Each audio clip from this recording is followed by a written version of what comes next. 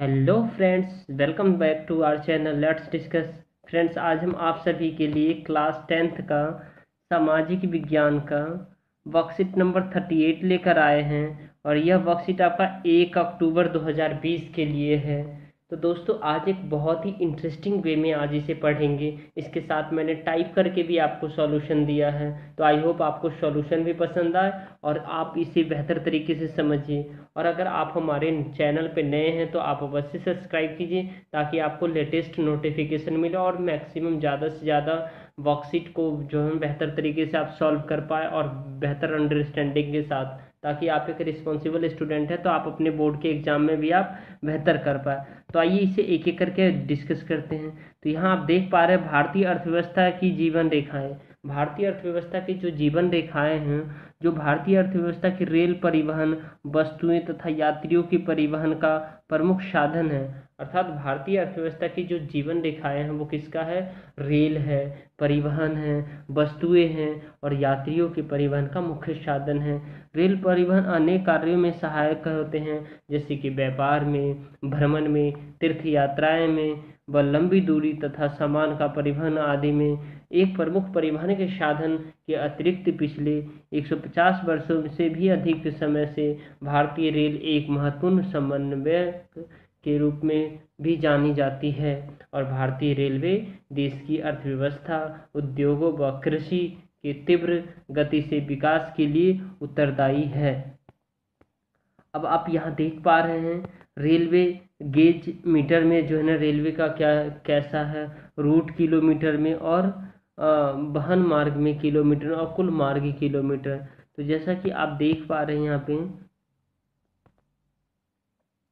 बड़ी लाइनें, क्या है ये?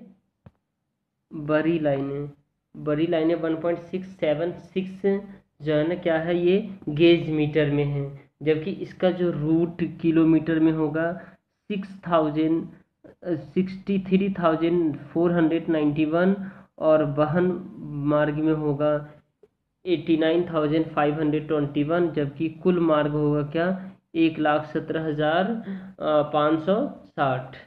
और मीटर लाइन में होगा 11 गेज, 1.000 गेज। अब रूट किलोमीटर में होगा 3200 किलोमीटर और वहन किलोमीटर में 3462 किलोमीटर, टोटल 3775 किलोमीटर हो गया ये। अब आप देख पा रहे हैं छोटी लाइन, छोटी लाइन 0.762 से लेकर 0.6180 तक है। और रूट किलोमीटर में कितना है? 1751 है। और वहन मार्ग कितना है? 1752 है। और ये कुल मार्ग 1901 है। अब आप देख पा रहे हैं कुल मार्ग टोटल और रूट मार्ग कितना है? 68,442 है। जबकि वहन मार्ग कितना है? 94,735 है। और जबकि कुल मार्ग कितना है यहाँ पे? 1,23,236 किलोमीटर है। तो आइए, आपको ये आज का जो चैप्टर ये बहुत ही इंटरेस्टिंग है। और ये क्या? भारतीय अर्थव्यवस्था की जीवन रेखा, अर्थात रेल परिवहन को ही, क्योंकि इससे पिछली वाली वर्कशीट में हमने पढ़ा था क्या, जो है ना, परिवहन के बारे में, परिवहन। और आज हम जिसमें सड़क को हम पढ़े थे, सड़क। तो सड़क को एक कैसे इम्पोर्टेंट रोल अदा करता है। अब आज हम पढ़ रहे हैं क्या? परिवहन के बारे में। आइए, तो यहाँ कक्षा वर्ग 10 सामाजिक विज्ञान वर्कशीट 38 का सॉल्यूशन देखते हैं। यहाँ आप क्वेश्चन ये सारा यहाँ पे आप देख पा रहे हैं। भारतीय रेल किस प्रकार देश में समन्वयक की भूमिका निभाती है? रेल यात्रा से जुड़े अपने किसी अनुभव के बारे में लिखिए। अगर अभी तक अपने रेल में यात्रा न की है तो परिवार के सदस्य से रेल यात्रा के बारे में उनका अनुभव लिखिए।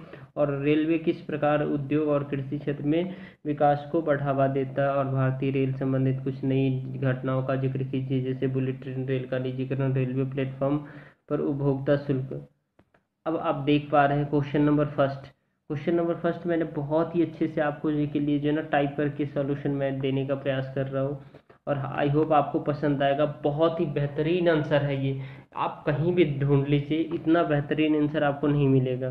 भारतीय रेल किस प्रकार देश में समन्वयक की भूमिका निभाती है? तो उत्तर है ये है, ये क्या है? उत्तर है तो भारतीय रेल कई प्रकार से देश में समन्वय की भूमिका निभाता है, जैसे कि भारतीय रेल यह देश के विभिन्न भागों को जोड़ती है। भारतीय रेल कृषि तथा व्यापार के विकास में योगदान देती है। भारतीय रेल माल ढोने के लिए उपयोगी है। भारतीय रेल हजारों व करोड़ों लोगों की यात्रा को सुखद व एक स्थान से दूसरे स्थान ले जाने में मदद करती है। भारतीय रेल उद्योगों को कृषि प्रदेश से जोड़ती है और भारतीय रेल भ्रमण के लिए तथा तीर्थ यात्राओं के लिए भी उपयोगी साबित होती है। तो ये रहा आपका क्वेश्चन नंबर फर्स्ट। अब क्वेश्चन नंबर सेकंड की तरफ आते हैं। क्वेश्चन नंबर सेकंड बहुत ही अच्छा क्वेश्चन है।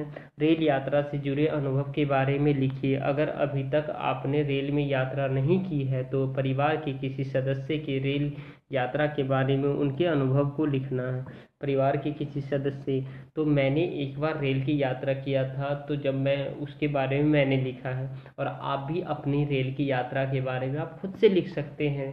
और अगर आपको दिक्कत है तो इसे भी आप लिख सकते हैं। और वैसे भी ये बहुत इंटरेस्टिंग मैंने लिखा है, तो आप यहाँ से भी लिख सकते हैं। तो रेल में यात्रा करना वास्तव में काफ़ी अच्छा लगता है। बहुत सारे लोगों को रेल में यात्रा करना काफ़ी पसंद होता है। मुझे भी रेल में यात्रा करना काफ़ी पसंद है। मैंने जब पहली बार रेल की में यात्रा की थी तो मुझे काफ़ी खुशी का अनुभव हुआ। मैं जब पहली बार रेल में यात्रा की थी तो मेरी उम्र लगभग 10 साल की थी। मुझे पहले मेरी बहन मम्मी पापा के साथ रेल की यात्रा करके आई थी, तो मेरी बहन ने जब मुझे अपनी रेल यात्रा के बारे में बताया तो मुझे बहुत ही खुशी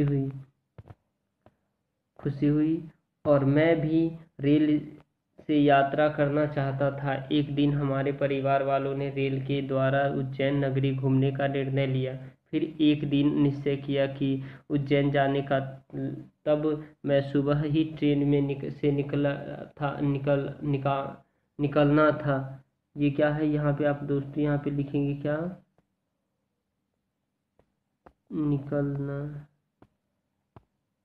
यहाँ पे निकलना था। इसीलिए हम सभी ने सुबह से पहले ही सब सामान रख लिए। सामान रखने के बाद सुबह 5:30 बजे हमें अपने घर से निकल पड़े। अब हम रेलवे स्टेशन पर थे। हम अंदर गए और रेल का इंतज़ार करने लगे। लगभग 10 मिनट में ही हमारी ट्रेनें आ चुकी थी और मैं जब पहली बार रेल में बैठा तो मुझे बहुत ही अच्छा लगा। सुबह सुबह काफ़ी ठंड थी, लेकिन फिर भी रेल में सफ़र करना मुझे काफ़ी पसंद है और अच्छा लगा। अब रेल में यात्रा के वक्त प्रकृति की सुंदर सुंदर वृक्ष को देखकर मनमोहन हो गया और मैं खुश हो गया कि मैं आज रेल की में यात्रा कर रहा हूँ। तो ये मेरी रेल की यात्रा थी, बहुत ही इंटरेस्टिंग था मेरा। अब क्वेश्चन नंबर थर्ड हम देख पा रहे हैं। क्वेश्चन नंबर थर्ड क्या है? रेल किस प्रकार उद्योग और कृषि क्षेत्र में विकास को बढ़ावा देती है? तो रेल भारत के विकास में रेलवे एक महत्वपूर्ण भूमिका निभाता है। यह हमें राज्यों से जोड़ने, खाद्य सामग्री और हमारी ज़रूरतें की वस्तुओं को एक स्थान से दूसरे स्थान पर पहुंचाने में मदद करता है और हमारी अर्थव्यवस्था को सुधारने में मदद करता है। कृषि में और उद्योग के विकास में भी महत्वपूर्ण योगदान देती है। कृषि क्षेत्र से जुड़ी चावल, गेहूं, अनाज और सब्जी, तेल आदि को रेल के माध्यम से एक स्थान से दूसरे स्थान पर पहुंचाया जाता है, जबकि उद्योग क्षेत्र से जुड़े पेट्रोलियम, डीजल, प्राकृतिक गैस, केरोसिन, भिन्न भिन्न प्रकार के सामान इत्यादि को भी इस माध्यम से आसान रूप से एक जगह से दूसरी जगह पहुंचाया जाता है। इस प्रकार अपने हर कदम से भारतीय रेलवे ने देश को आगे ले जाने में एक महत्वपूर्ण भूमिका निभा रहा है। और कृषि उद्योग क्षेत्र में भी इससे अछूता नहीं, अर्थात कृषि उद्योग क्षेत्र भी है। ठीक है।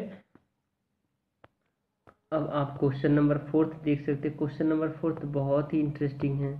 आई होप आपको ये भी पसंद आएगा। भारतीय रेल से संबंधित कुछ नई घटनाओं का जिक्र कीजिए। बुलेट ट्रेन, रेलवे का निजीकरण, रेलवे प्लेटफॉर्म पर उपभोक्ता शुल्क। और रेलवे प्लेटफॉर्म पर उपभोक्ता शुल्क के बारे में भी आपको करना है। तो देखिए बुलेट ट्रेन क्या है, तो बुलेट ट्रेन दुनिया की सबसे फास्टेस्ट ट्रेन है और भारत में ज़ोर शोर से काम चल रहा है। अहमदाबाद से मुंबई के बीच चलने वाली बुलेट ट्रेन 2023 में शुरू होने की संभावना है और भारत में बुलेट ट्रेन जापान की मदद से संभव हो पाएगा। किसकी मदद से? जापान की मदद से संभव हो पाएगा।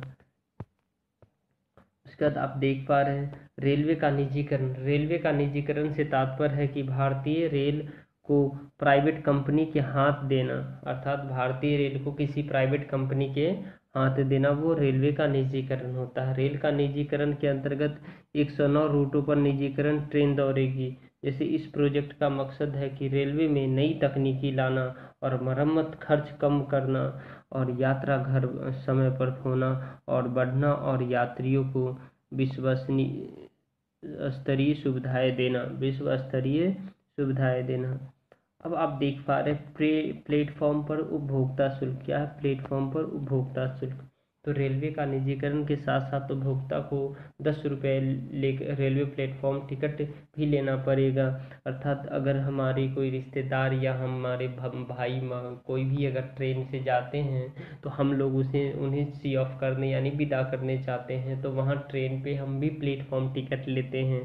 ठीक है, तो ये उपभोक्ता शुल्क जो है ना इन टिकटों का दायरा होता है और वैधता 2 घंटे तक रहती है और इन टिकटों का दायरा होता है कि आप उसी स्टेशन के अंदर ही घूम सकते हैं। तो दोस्तों इस प्रकार आपका क्लास 10th का एसएसटी सब्जेक्ट का वर्कशीट नंबर जो है ना सोशल साइंस सब्जेक्ट का वर्कशीट नंबर 38 ख़त्म होता है। और आपको वीडियो पसंद आए तो लाइक करिए, शेयर कीजिए और सब्सक्राइब कीजिए। दोस्तों बहुत मेहनत लगता है ये सारे टाइप करने में और आप लोगों की डिमांड थी जो आप टाइप करके दीजिए तो मैंने टाइप करके दिया है। आई होप आपको पसंद हुआ आ रहा होगा, आप इंजॉय कर रहे होंगे स्टडी को। ओके फ्रेंड्स, देखिए ये कितना अच्छे से मैं लिख रहा हूँ, बहुत ही, और आप अच्छे से इसे इसे समझेंगे। ठीक है दोस्तों, तो आई होप आपको ये पसंद आया होगा। Thank you, thanks a lot, और लाइक शेयर सब्सक्राइब ज़रूर कीजिए। Thank you.